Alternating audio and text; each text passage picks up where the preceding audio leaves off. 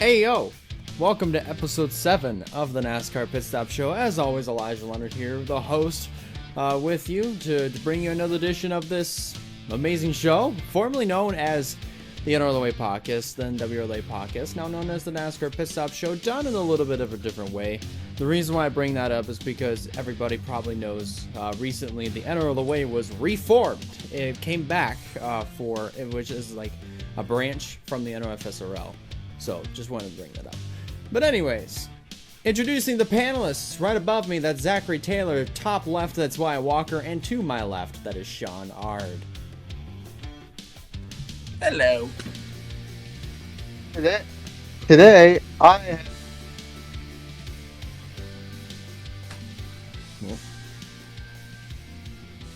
Uh-oh.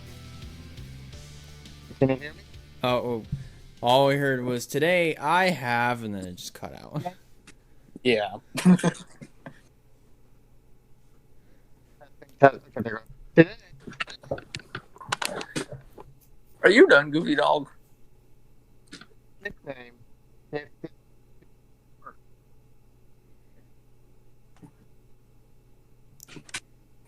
I still lagging? A little bit.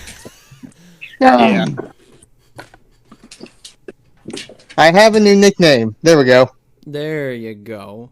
There you go. Yeah. And as you can see, bottom left, you'll know why. Because we're going to talk about that in just a second. So, just a few things to get out of the way on my end. This episode is going up on February 26th. In other words, tomorrow is my birthday.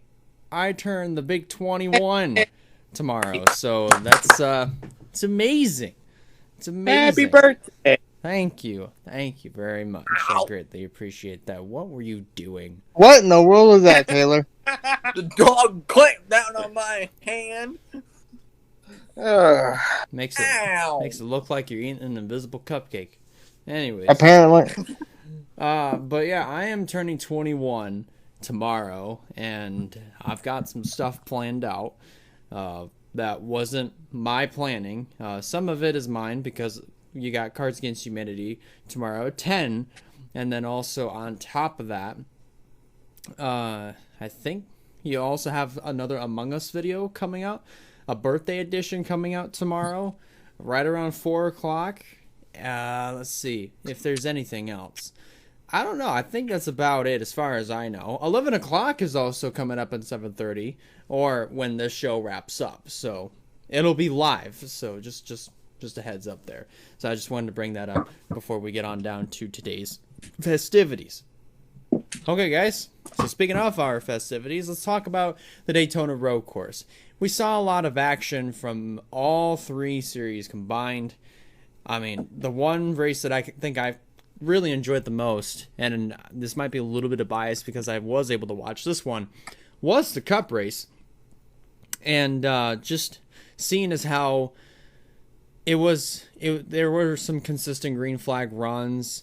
There were some drivers that made some mistakes, some of them big time mistakes. Some of the mistakes were just like, how in the world were they able to rebound from that?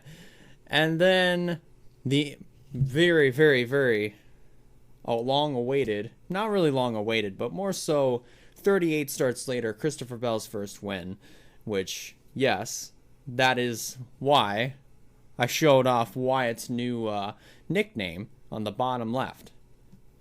So, I want to go ahead and I want to get your guys' input. We'll get Wyatt's input in just a minute because he had something come up. But as for Taylor and Sean, I want to get your guys' input from all three races combined. What did you guys think of the racing? Which race was your favorite? Taylor, do you want to go first?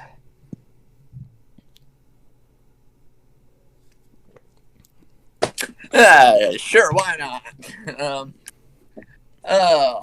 Well, I mean, it was very interesting. I mean, a lot of drivers did make mistakes.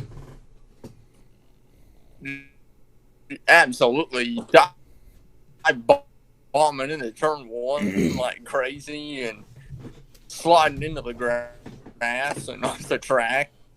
and going 3 and 4 and 5 wide, and I mean it was absolutely bonkers at times with the way that they were racing. Long green flag runs a few times. I mean, it was very chaotic racing, and I mean some drivers, I mean, that you really didn't expect to see, especially in the Cup race, were up there in the top 10.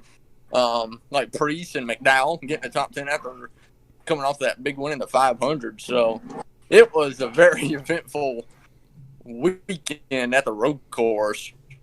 All right, Sean, what you got? I didn't really enjoy the race weekend for all the stuff. Like, What? I'm gonna say this. I'll say this. Congratulations to the 3 drivers. Like, I would watch those 10 laps constantly for probably 4 hours, and I say that's the best race weekend that I ever seen. But I didn't enjoy it.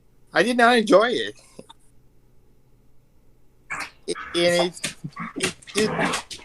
I had very high expectations, and it just fell down like a rock. It was not, to me, not enjoyable, including during the Cup race when we had that yellow for rain. And unnecessary yellow. But the race I thought that was at least the decent one was the truck race. Okay. Now that Wyatt's back, what you got, man?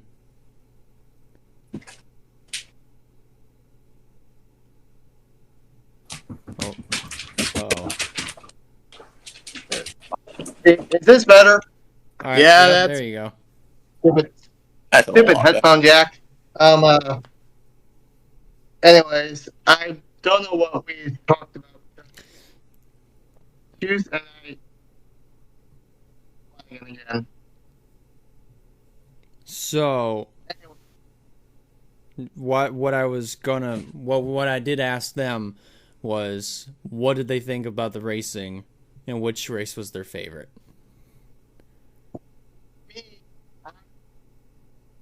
All like few parts of each of them.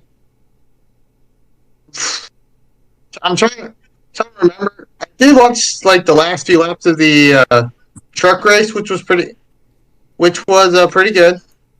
I congrats to Ben Rhodes, back to back best so far for him.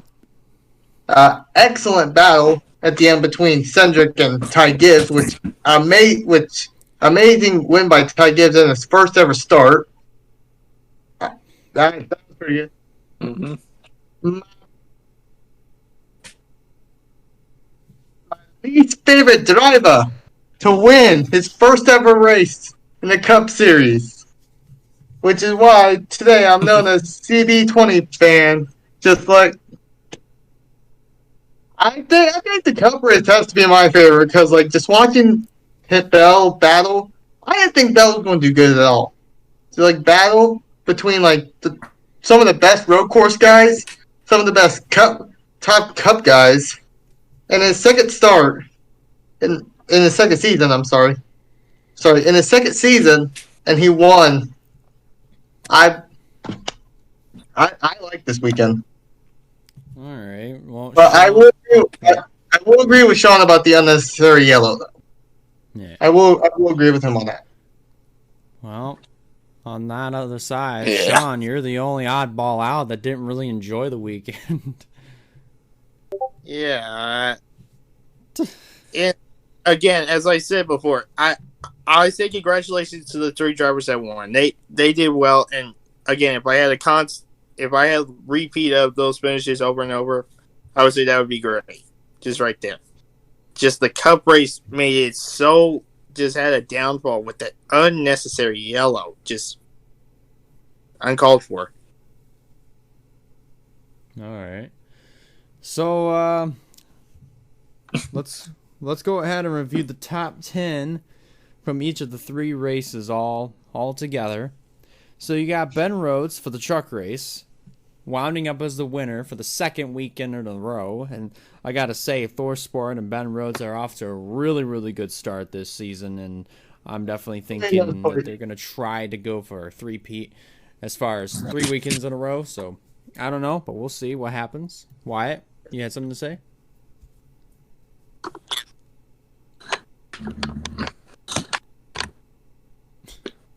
If you, there we go.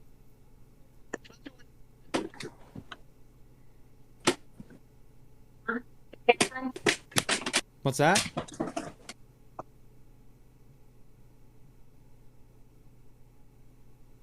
Uh-oh. Oh, it sounded like you cut out again. Yep.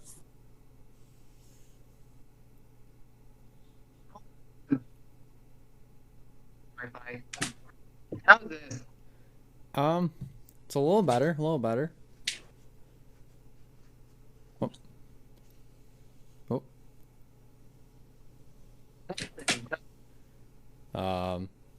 2, 3, 5. Trying to make me mad. Anyways, Up there we what go. I'm trying to say is, especially with door sport moving to Toyotas this season, and they're already starting out with 2 wins in a row, doing really well. Especially by the same driver.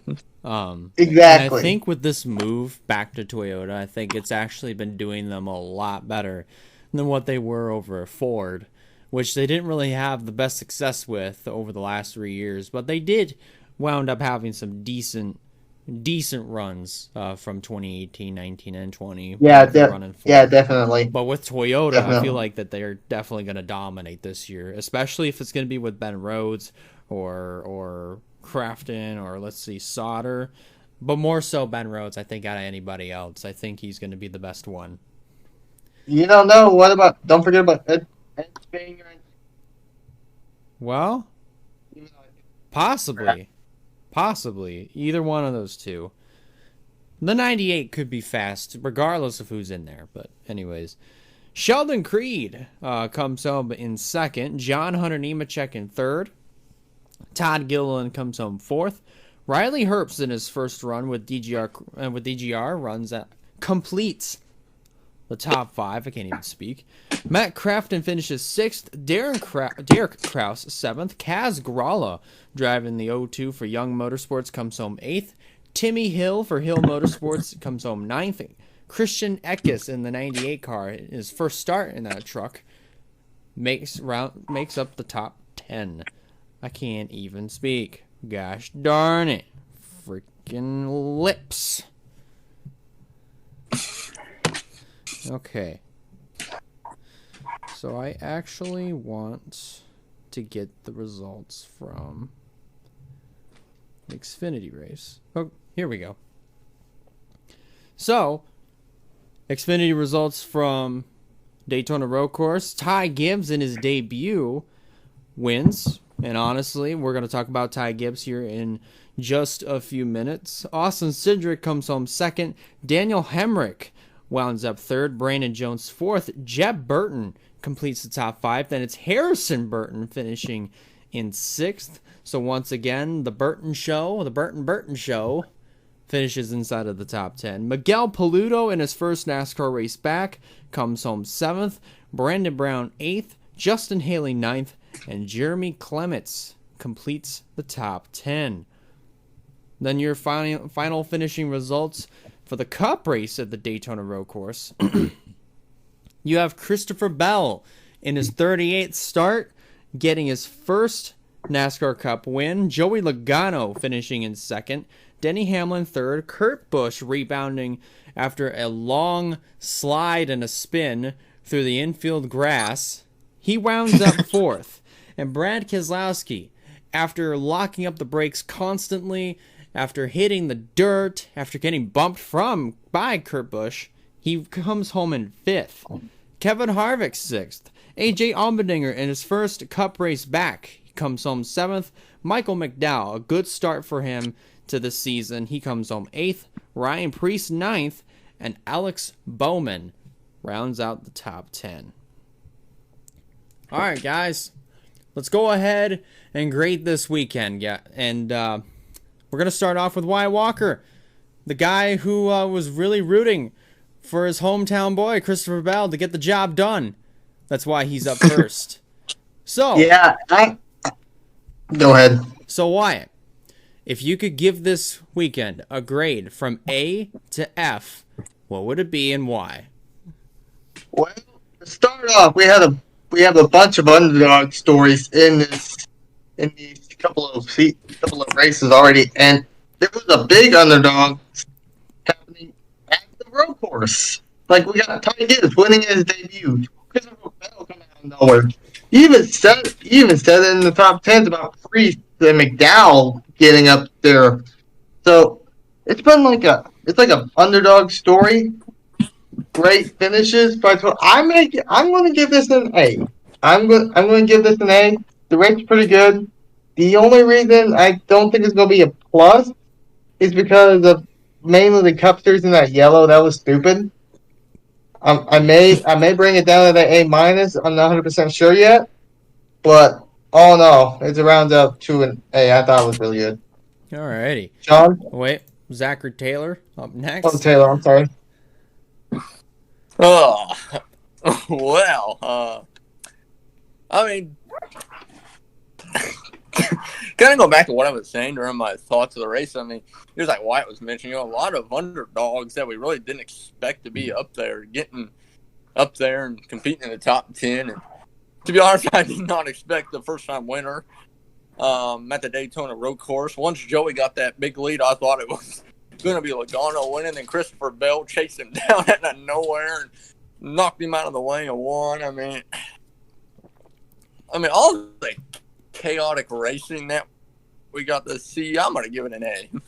Alrighty. Sean? I'm probably about to have the NASCAR fans pop up at my door here after I give this grade because, again, it was below my expectation. I did not enjoy it. To me, I've seen better road course racing, but that was not it. So, the grade for the overall weekend, in my opinion, a C minus. Wow. Holy jeez. I was thinking he was about to fail this. I was thinking the same thing. I wasn't going to give it an F. I've seen F grade races. That wasn't an F, but it was not better.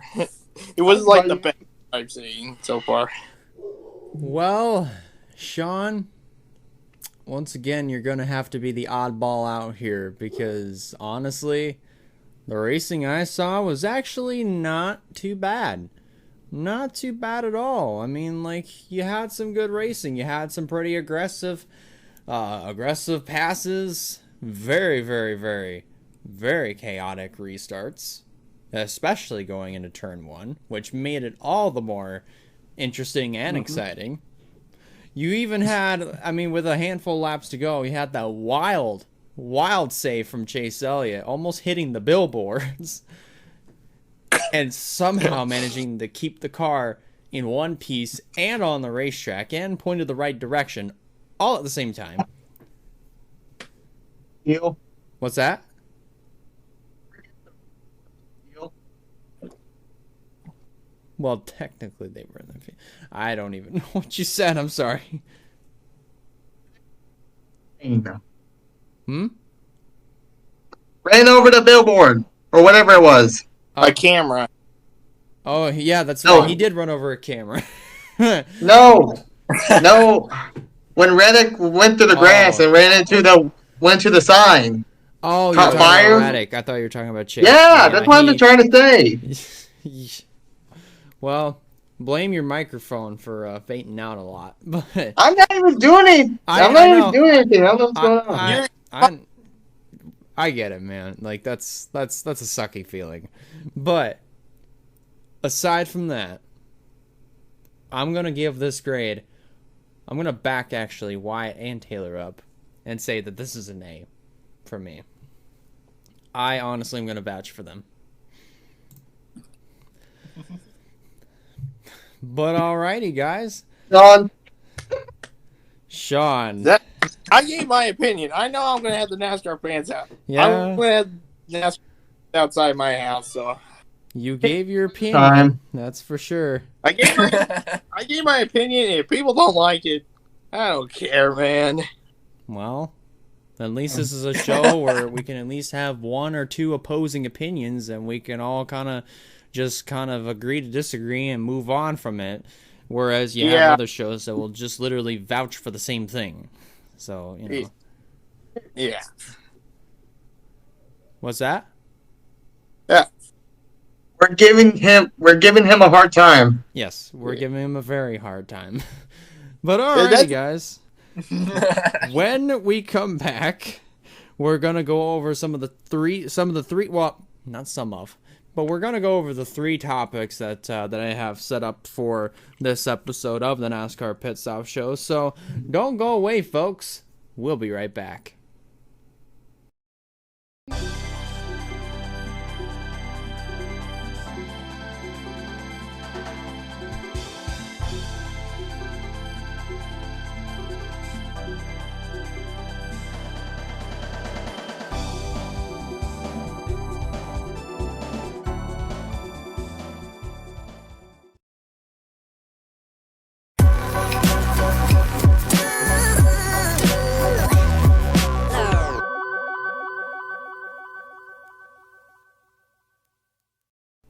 And we're back for episode 7 of the NASCAR Pit Stop Show.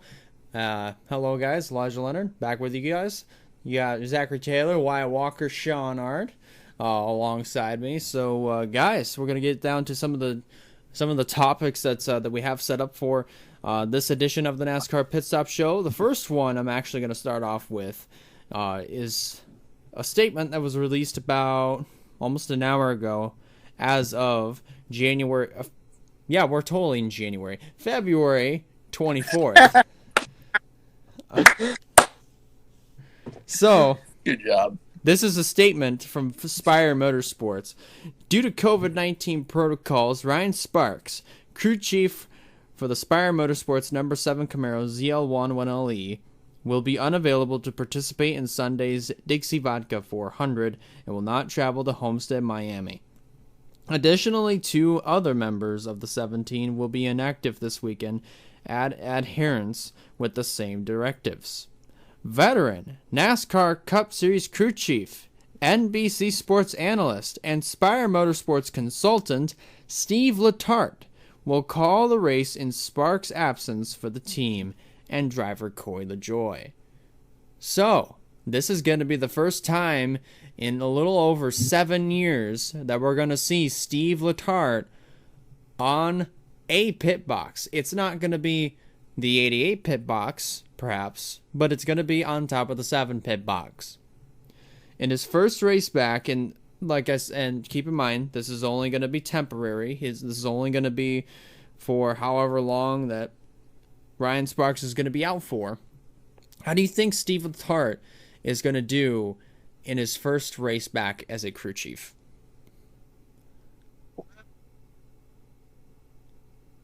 Crap. Testing. Okay, there we go. There you go. I don't remember who he crew chief for last time. Was it Junior? Who was it? Yep, it was Dale Jr. What year was that? That was 2014. His last year was 2014. Well, I feel like he will do. He may be a little rusty, I think, but being up in the NBC booth and giving the pit road, I'm sorry, not pit road, the analyst crew chief, I should say, like Larry McReynolds doing. Yeah. I feel like he may have maybe a little rusty, but he may be able to use that to help him.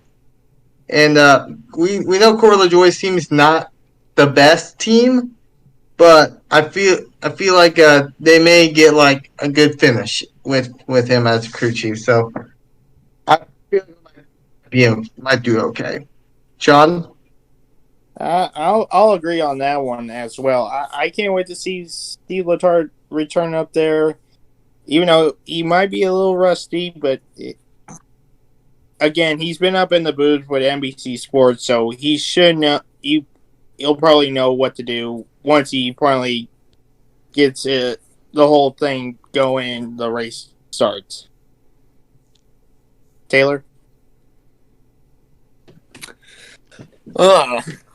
Most definitely it's going to be weird. Not seeing him on top of a Hendrick Motorsports pit box for sure. But I mean, just given what he did with Junebug and all the time that he spent at Hendrick, I mean, he may be a little rusty at first, but you know, I think he's going to do a really good job. I mean, he's a veteran crew chief, so yeah, I think he's really going to do a great job for Coy LaJoie, and maybe they can have some good runs.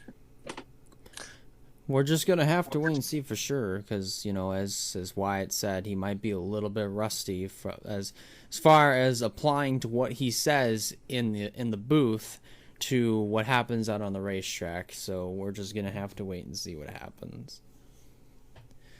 Okay, so the next news item here, and this is some breaking story that had come out from Rick Ware Racing, that they have added a driver for their inaugural Bristol Dirt Race, and it is a driver that goes by the name of Chris Windom. I've never heard about this guy, but once I went through his achievements and his stats and who he was, actually I've kind of figured out a little bit about him. I don't even know what I'm saying anymore. Like I said, I'm not the best talker in the world, so I do apologize about that.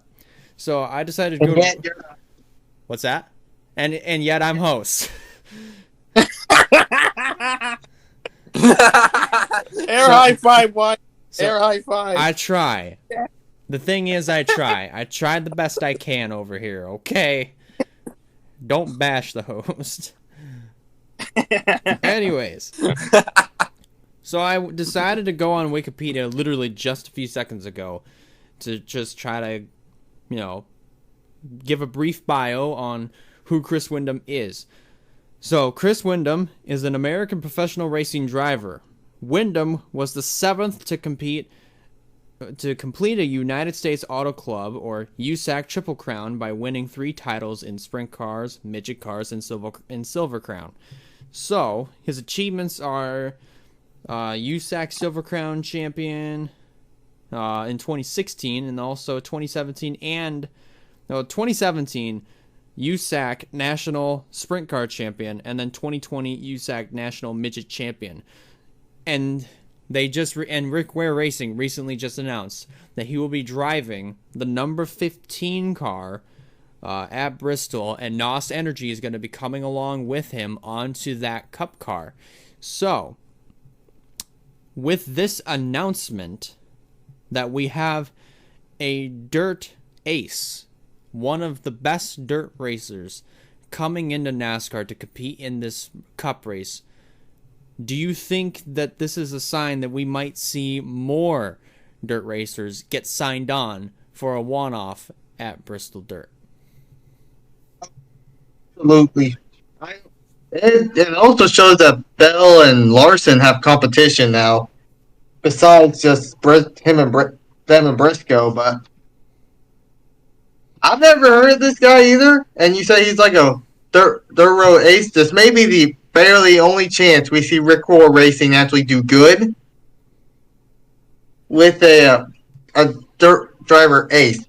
So this is going to be interesting. Like I mentioned, I'm not sure it was last episode, but one before. We don't know who's all good and who's all bad at the dirt. We just got another guy confirmed who's really, really good at the dirt. So that's all I got to say. Sean? I don't know who this guy is here, but if he's good with these dirt tracks, he might be the one person that might help Rick Ware Racing. But don't forget, there's going to be a lot of other good contenders.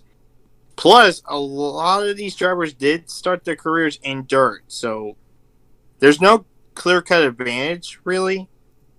That's something that we'll just have to wait and see when we finally get to Bristol and do the dirt race. Taylor? Oh. Well, I really didn't know who he was either at all until somebody else told me who he was. But I mean, it's going to be interesting to see how he's going to do with them having a big sponsor like NOS Energy come on board to sponsor him for the run, and with the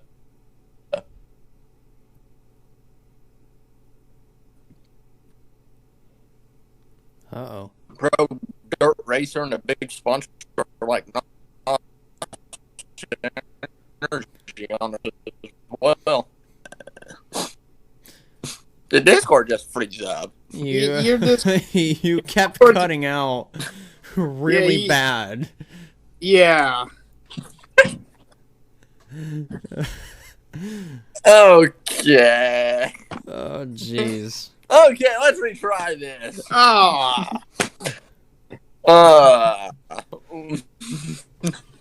Well, what I was trying to say. And you're so, And just as soon as you start talking, you start cutting out. you're cutting out.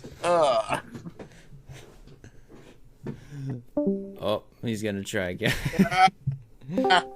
Oh, let's see. Moment of truth. This sounds better. This Testing 1 2 3. Testing 1 2 3. perfect. You're good. You're good. Okay.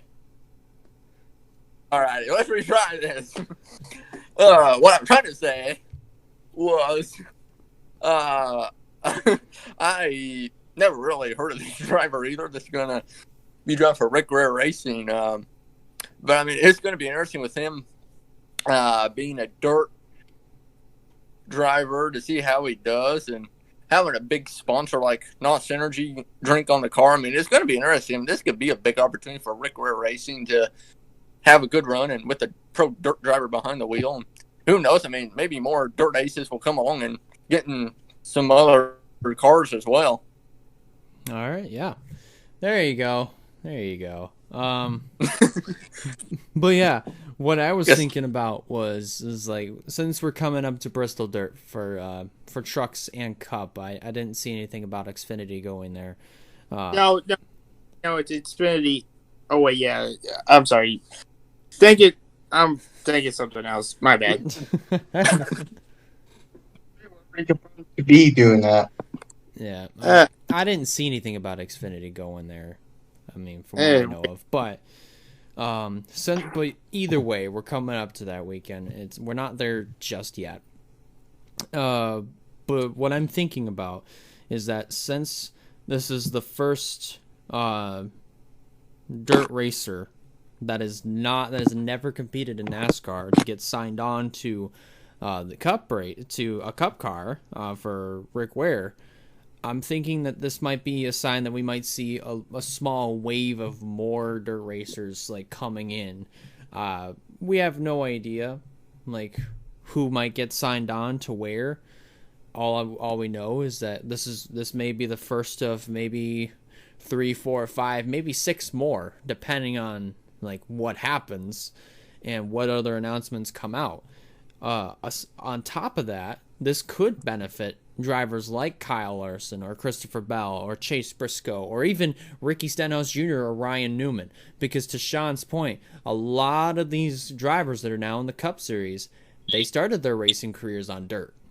So as far as I'm concerned, there's really no clear-cut advantage on who's going to be the best, but we know who are going to be like some of the top contenders, especially some of those who like race on dirt just on the side. So guys like Larson, Bell, Briscoe, so on. Okay. So now let's move on to some more serious news. So everybody probably might have heard about this right about now, but this was confirmed just a couple days back. But Chip Ganassi was fined and suspended for this race weekend at Homestead, Miami, for violating COVID-19 protocol. And from what I understand, somebody said that he brought in a fan into the infield garage area, which was deemed illegal because of the COVID-19 protocol. So I'm going to ask you guys your opinion on this. I really don't have much of an opinion on this, other than, like, this kind of was a bad call because of the protocol.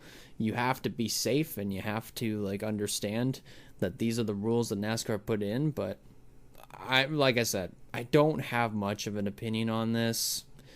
Do you guys have much of an opinion on this, quite honestly? We got wait. So the whole thing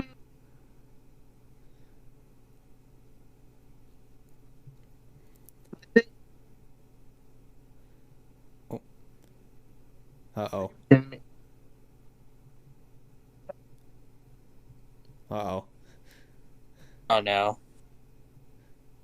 We're having Same. There we go. There we go. I was about to say I'm about to get the damn thing out. I'm trying to get. Anyways, so the whole reason why Chip Ganassi is not it's not going up because he brought a fan to the infield Yeah. because of the COVID. This we need to stop worrying about the stupid. I mean, yes, we can worry about, but what we need to get fans back in the infield. That's what we like to do. Just like NASCAR needs to lift this up. I mean, I get it's NASCAR rules and stuff, but just. Yeah. Does it make me hate?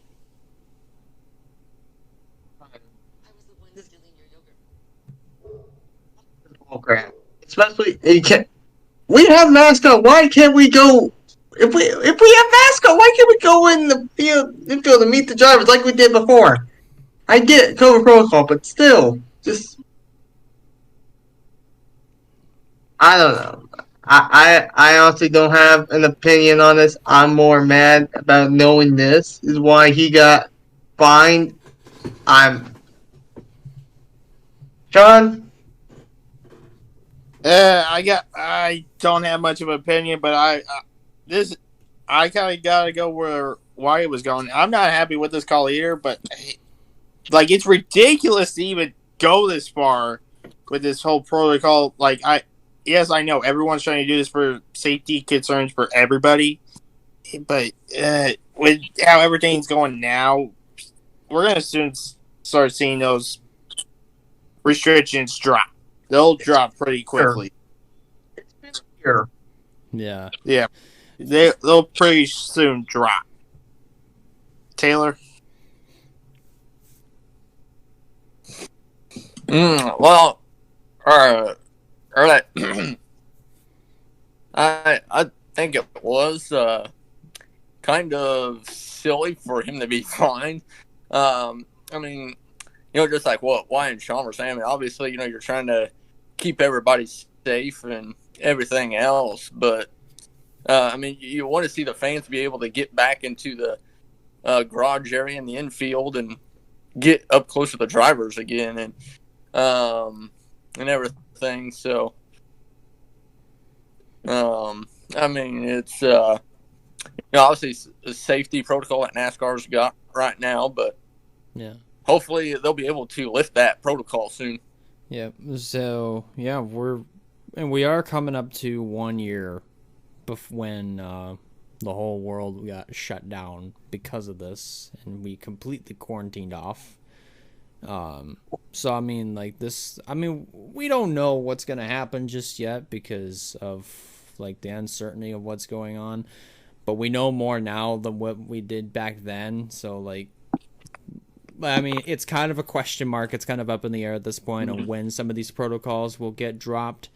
But we're going to start seeing these protocols slowly get dropped one by one as time goes on. Another thing I want to mention about this whole COVID thing, can we at least get the pit crew with the driver when he's going in the victory lane? I mean, come on. Yeah. It's only him. I like seeing the pit crew celebrating with him. I don't care if they have masks on. I don't care. They just have a mask on. Do it. Just celebrate with your driver in victory lane with him. I've seen pictures on there. Just him by himself. No other victory lane by himself. No one else. At least the pit crew. Right. Yeah, it is kind of upsetting to see just only the driver. It kind of reminds me, you go back to 2010 in the duels when Jimmy Johnson pulled in the victory lane and none of his crewmates were there. So it's kind of like awkward. That's all it is. It's awkward to see only the driver in victory lane and none of his crewmates. That's just what I'm thinking. All this COVID stuff needs to drop. Just like, it's so... Yeah. Yep. Alrighty, so now let's move on to the last topic that we got here. Is I brought up his name a little bit earlier in the show, but I'm going to bring him up again. His name is Ty Gibbs. He's competing full-time in ARCA. He's making quite a few Xfinity Series starts this year. His first of which... Quite a few, yeah. But I said quite a few. So it's more than a few. Anyways, his first of those, 14, 15 starts this year were at the road course. And as we all saw, he wound up winning. On that restart, I did notice, on the last restart, I did notice that he was starting closer to the front. Going into turn 1, he went into the dirt, right? A bunch of dirt gets kicked up in the air. Doesn't even phase his car. He still has a crap ton of speed. He gets by pretty much everybody. Then he gets by Austin Cindric going into the first, I think it was the first right-hander in the infield road course. And pulls away and doesn't look back from there, and he goes on to win the race. Then I kind of think about this for a second because you go back to ARCA, Ty was really dominant last year in the 3/4 of the season that he ended up starting. If he had won a few more races, he probably, and I say that very loosely, could have won the title on just 15 starts and maybe 7 or 8 more wins. I don't know. That's just what I'm thinking. So let's talk about Ty Gibbs right now. And this is a question that I have for all three of you. With this win and with his performance in ARCA, let's just go back to last year and then let's look at his performance at the Daytona Road Course. Is this talent? Is this the equipment, or is it both? That's a tough question because you say that, and we go back to ARCA and how he did part time with. He could have. I think he got third in the standings just by being part time. Yes, that's impressive, and he goes full time now, which I honestly think. Early prediction, he may end up winning the championship because of how good he was. And he won his first debut in Xfinity. Yes, it was in his grandpa's equipment, but my thing is, I think he would do good if he wasn't in the equipment. Because you look back to the last driver who's in the equipment right now, even though, yes, it was a super speedway, and we'll see what happens this weekend, but don't forget, he wasn't the only one that drove to 54. Ty Dillon did. He did okay, but like I said, super speedway, he's going to come up in Vegas, not Miami, I'm sorry, see what he'll do. But points aside, I feel like it's both, but I'm leaning more towards experience. And I'll say this now. By the end of this, if he does really good in those last 14 starts, he's either going to get a full-time Xfinity or full-time truck ride. I gotta say that. He's going to get a full-time ride in either Xfinity or truck. I'm saying that just by that performance, and I believe he's going to do really well in his other 13, 14 starts. He's going to get a full-time ride sooner or later. Sean? I'm going to say this. I didn't see a lot of Ty Gibbs in ARCA because I really didn't see the ARCA races that much. Yeah, same. But throughout the times that I've seen him race, he's done really good. I was impressed on how well he can race. So I'm kind of going the same line as you, Wyatt. I'm kind of in the between, but kind of leaning more on his talent than anything on the equipment side. Taylor?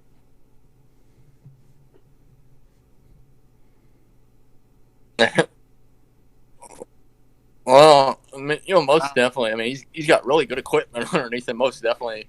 In ARCA and driving for his granddaddy, and I mean, he's most definitely that good equipment is a huge boost for him, being able to have good cars underneath him. But I do think he is a very talented driver as well, and being able to go out there and win his first Xfinity start. I don't think any driver, the Wyatts, to see him full time in Trucks or Xfinity next year.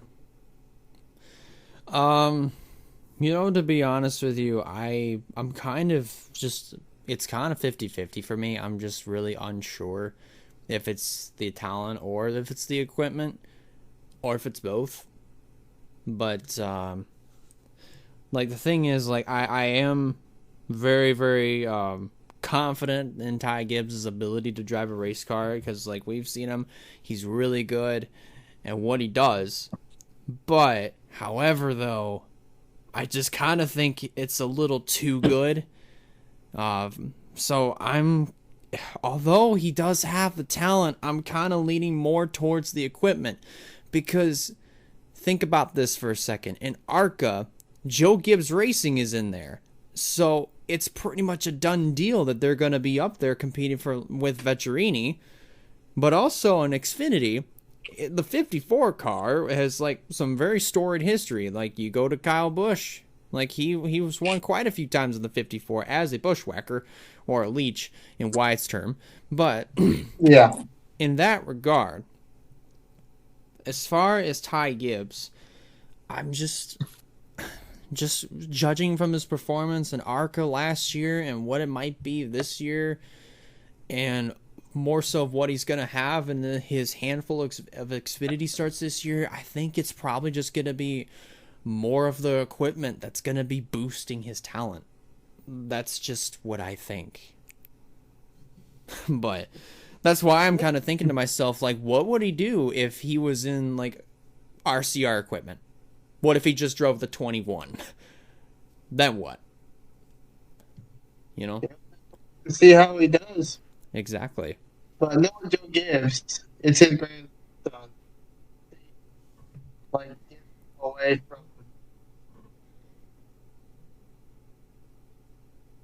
Yeah. But alrighty, guys. When we come back, we're going to be previewing Homestead. This is going to be, I believe, the last weekend so far in the season that NASCAR is going to be in Florida until a little bit later on this year. But they're going to be at Homestead this weekend, so don't go away, folks. We'll be right back.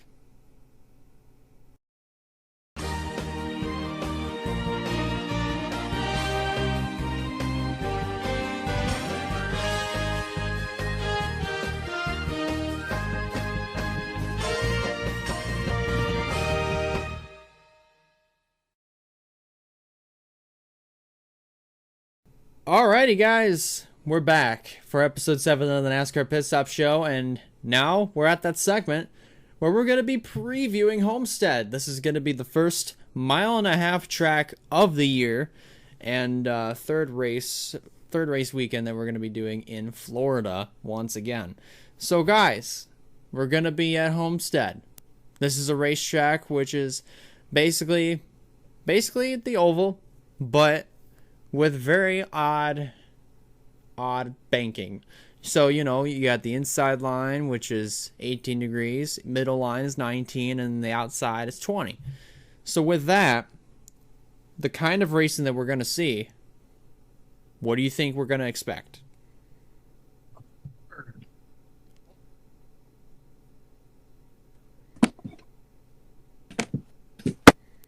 Uh-oh.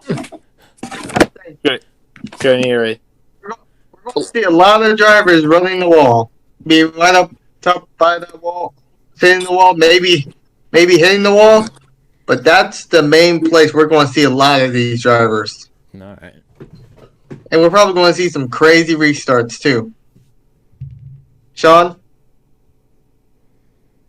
I'm expecting some of the normal average Homestead racing that we usually get every single time we go here. Yeah. It's going to be interesting to see what may happen this season, because since we're not going to be running at night at Homestead like we did last season, it might be a little bit different on how we're going to do the racing. Taylor? Well, I mean, it's going to be interesting to see exactly what will happen.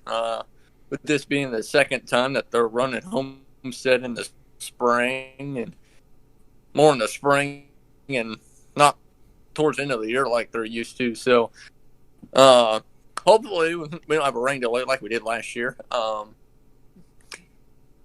And everything. But I do think the racing will be good. And a lot of drivers probably going to be rim riding the wall for sure. Yeah, that's a pretty big thing that we're gonna probably have to watch. Is that at Homestead you can run almost anywhere depending on how you set your car up. But if you have it set up for the high line, look out. You're gonna be running that Larson line. But alrighty, guys. Before we get on down to our predictions, here is a look at our point standings coming into this race weekend in Homestead. We have Wyatt Walker, who holds on to the points lead with 18 points. Then you have yours truly in second with 15. Sean Ard and Zachary Taylor tied with 5 points in third and fourth. But Sean Ard breaks a tie because of Microsoft Excel physics. So that would put Taylor in fourth. Everybody else, from Nathan Stapleton, Travis Crampton, Quentin Moore, Allison Rain, and Ryan Kendall, those drivers they're apparently drivers, but they have 0 points. So anyways, why don't we go ahead and get on down to our predictions now. So we give you a driver that we think is going to win. Pretty self-explanatory. Driver to stay away from, which is the driver that has not been doing good the last couple of weeks. Dark Horse, the driver who has been doing good the last couple of weeks. 1 point per category. And I'm not really sure what else to really say about that. But Wyatt Walker, you are up first. We will be going to Homestead. Alright, I'd say my Dark Horse driver. Who did really good? I believe he was in this race. He did pretty good. I think he wrecked out, but he was running up there pretty good. I think my Dark Horse may end up being... Damn. I lost the name. There we go. Daniel Hemrick. If you heard me. Yep, Daniel Hemrick. All right. Nice. It is my Dark Horse. Good I'm pick. trying to stay away.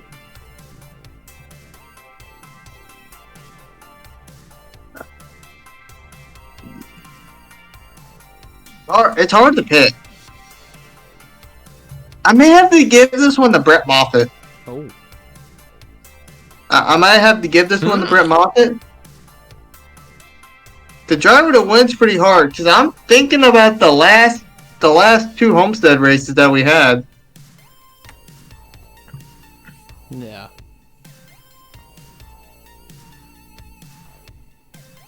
I think I'm going to give this one. He's going to go get another Homestead win. I think I'm going to give this to Harrison Burton.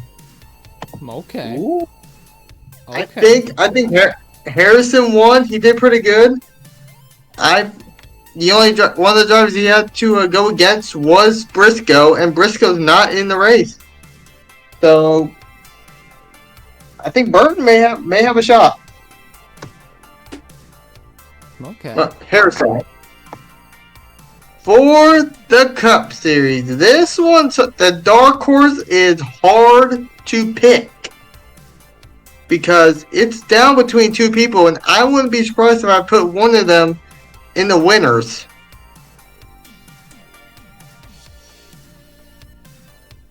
Don't.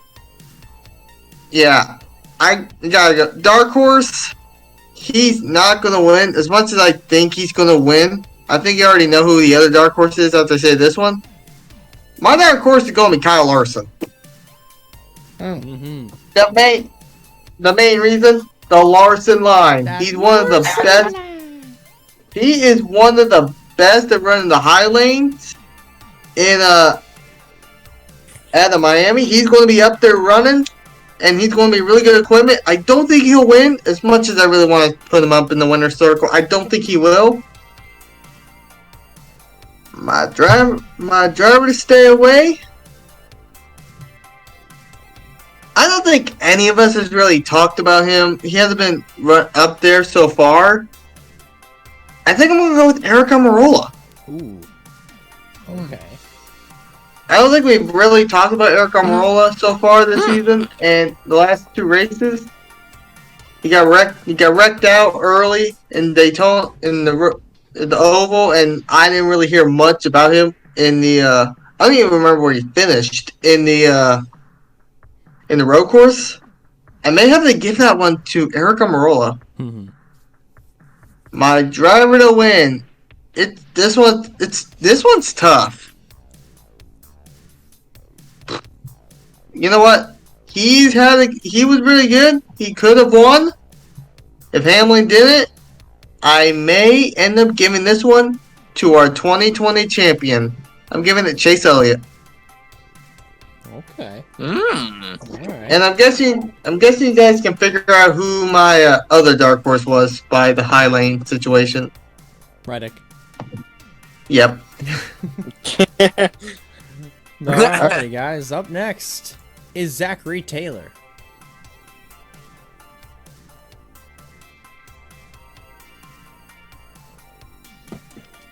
Alrighty. So I already got all my predictions wrote down All right. in let's hear 'em. here. Alrighty. So the driver to stay away from for Xfinity. I think I'm going to say Noah Gragson will be my driver to stay away from. Right off the bat. Okay.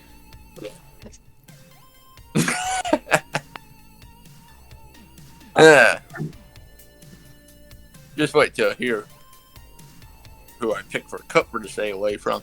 All right, let's finish my Xfinity picks first. My dark horse. And Wait, who is your driver? Who is your dark for horse? my You cut out. driver to win, You cut out really bad. We didn't hear the dark horse. We didn't hear. Go the back to dark the horse. dark. Harrison Burton. Oh. Okay. Anyways.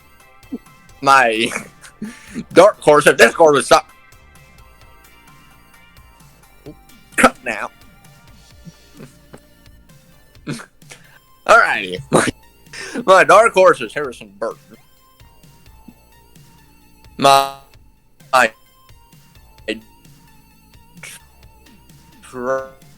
driver to win, I am going to say Austin Cindric. Really awesome. Surprise me. Okay. I can see that. Did you mention Noah Gragson?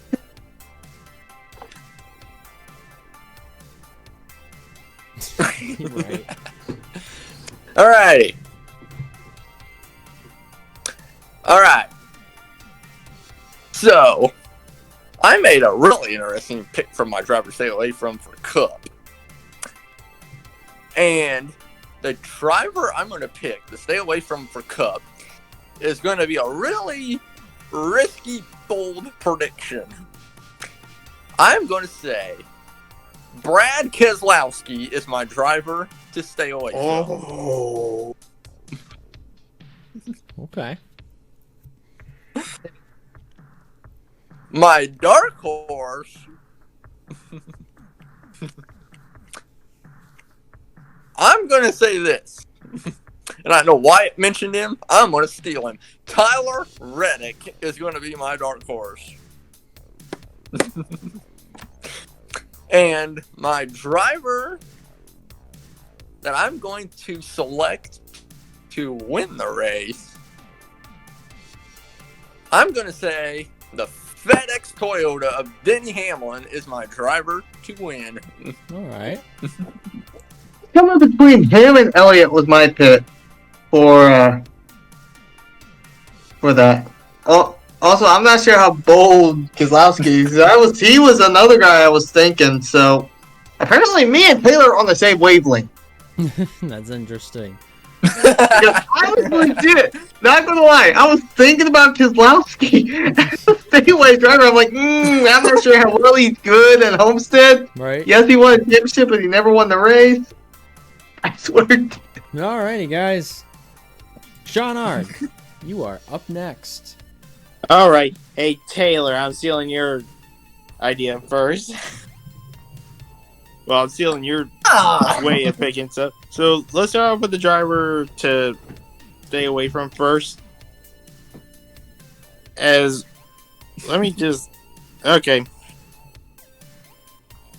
The driver to stay away from, I'm going to choose Tyler Reddick. Oh. For Xfinity? Yeah, he is an Xfinity. is an Xfinity. That's why I'm double checking. Yeah, he's in Xfinity.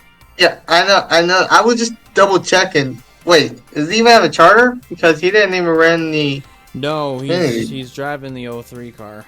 Yeah, I know that, but he wasn't even in the Daytona race. Don't he need a charter? No. Something just like. He wasn't in the road course race. He was in the plate race though at Daytona. My dark horse. Yeah. I'm gonna select. I'm gonna go and agree Harrison Burton. There. Good. Mm-hmm. And my driver to win. I'm gonna give it to Daniel Hemrick. Wow. Okay. Oh. You're switching up with me. You're to me. Wow. Yeah. Wow. Oh. What? And hey, why I'm choosing you? I'm gonna do your format. I'm picking for Cal. Okay. One more thing. Elijah, make sure you edit that good. It's 171 right now. Future me, go ahead and do that. Oh boy. Okay, dark horse. I'm gonna give it to Hamlin. I'm just gonna say Hamlin's dark horse. 100. Driver to stay away from. I'm gonna say you would want to stay away from Ryan Newman. Good one. Good one. 158. And the driver I'm gonna select to win.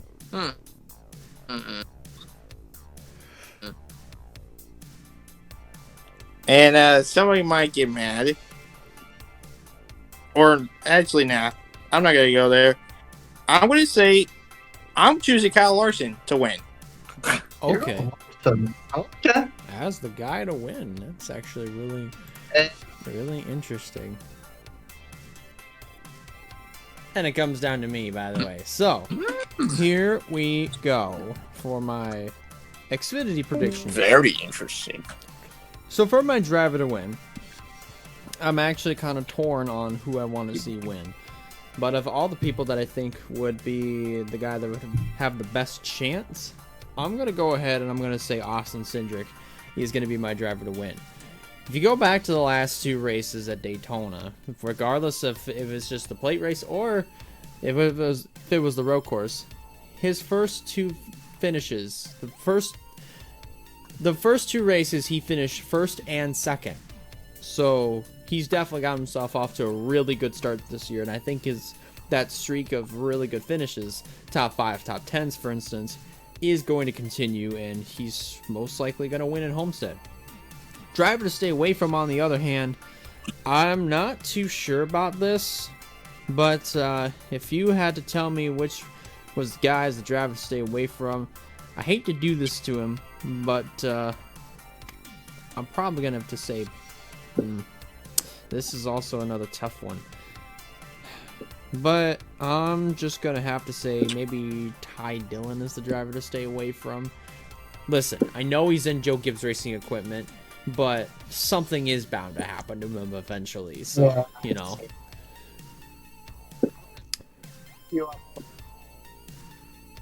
My dark horse, on the other hand, I am going to go ahead and back Sean and Wyatt up here. And I think it was also Taylor as well. Harrison Burton's my dark horse. My difference is between everyone else. Oh, okay, Harrison Burton. Yeah. Really different. John, literally the opposite. Exactly. Exactly. All right. Here we go for my cup predictions. My driver to win, I'm also kind of in a crossroads between two drivers, between the two people that Wyatt had mentioned, but I'm going to go ahead and say that my driver to win is going to be Denny Hamlin. My driver to stay away from, on the other hand, this is also going to be a tough one, but I'm probably just going to have to agree with Taylor's bold prediction here and say Brad Keselowski's my driver to stay away from. And with my dark horse, I think this is probably going to be another pretty obvious one because he has done really good at Homestead Miami in the past. I'm talking about Larson Land. Kyle Larson is my dark horse. Did my predictions pretty fast. Whoops. That's not what I meant to do. All right, there we go. But yeah, did my predictions pretty fast. Oh, man. But, alrighty, guys. Before we sign off and head on over to 11 o'clock, which is possibly going to be within a half hour from now, any final thoughts? One thing that popped in my mind, here's another driver we need to watch out for. I think we should give Matt Benedetto a mind because think of what Bell and McDowell have in common. Yeah. They were both ex-Levine family racing drivers, and they both got their first wins back-to-back. Matt Benedetto crap, I can't talk. Was the driver that was in that ride and got the best finish of the team. Got the best finish of that team so far. So we have to keep our eye on Matt Benedetto too, because he may be something. He very well may be something. Taylor, what you got? Well, that is a good point that Wyatt just made for sure. I mean, who knows really what we're going to see. I mean, Homestead is going to be interesting. It's still kind of weird not having it be the championship race anymore, but I mean, hopefully we can get the race in without being interrupted by any rain. And I think we're going to see some really good racing happen. I would definitely have to agree with that. And with that, we're going to have to close off this show of the NASCAR Pit Stop Show, episode 7. And Taylor, I'm not sure why you're trying to draw on your little camera lens right there, try to sign your autograph. But anyways, like I said, we'll be back 7:30 p.m. Eastern Time for the return episode of 11 o'clock. That will be at 7:30 p.m. Eastern Time. So don't go. So remember, be sure to come on right on back at 7:30. So that's going to be a fun one, and it should be very exciting and interesting to watch, and an interesting show to be a part of as well. But anyways, that's going to do it for me. Thank you guys a lot for watching. If you like this video, be sure to give it a like. If you have not considered subscribing yet, I recommend you do so to keep up with some fine content coming out in the near future. That about does it for me. On behalf of Sean Ard, who just left a few minutes ago, Wyatt Walker, and Zachary Taylor, I'm Elijah Leonard, and we'll see you on the next one. Everything's great.